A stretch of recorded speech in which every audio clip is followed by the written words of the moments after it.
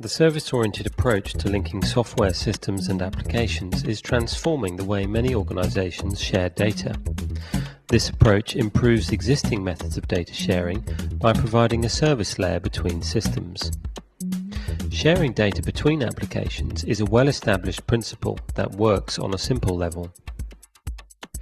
As systems expand, the solution that connects two software applications will often not work for a third. What began as a workable system then locks valuable data in a silo. Sharing the data is still possible, but requires adaptations and tweaks. The process is laborious and time-consuming, leading to bottlenecks and overload. The reality of this world is unnecessary effort expended in duplication of data. By applying a service layer to the applications you wish to connect up, data is offered up in a common format for reuse elsewhere. The service-oriented approach works with existing software systems and does not require you to remove the monolithic application. Replacement applications reuse the links already made and can plug into the service layer without affecting other users of the data. New applications can be added to grow overall system architectures in the same way. The data in each application is offered up as a service which any other application can consume. When the service-oriented approach is evolved into a system-wide architecture, it allows connections and service sharing opportunities between organizations nationally and globally. Take monitoring of student progress, for example.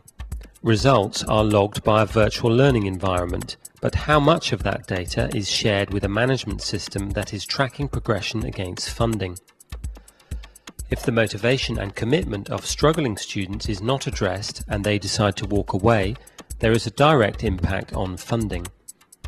If the data is freed up and shared across a system using a service-oriented approach, it could contribute to retaining student motivation and thereby maximizing income.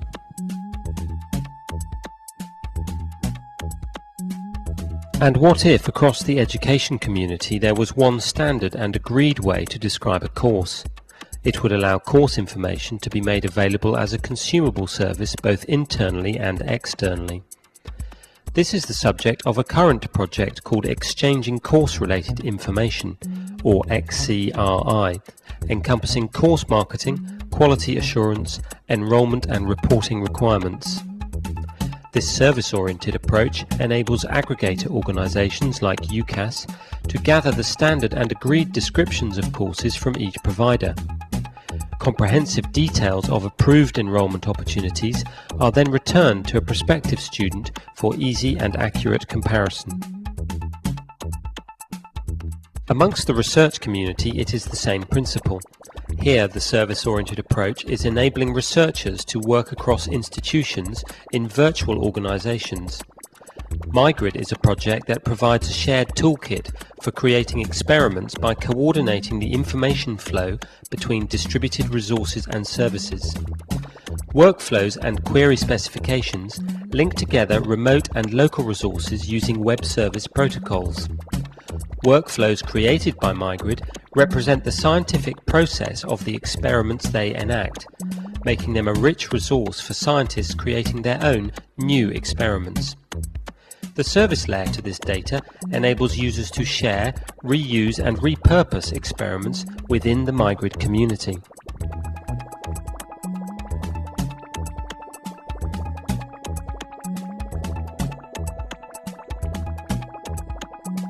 Many education and research services are already developing a service-oriented approach, taking their lead from the business world and major software developers.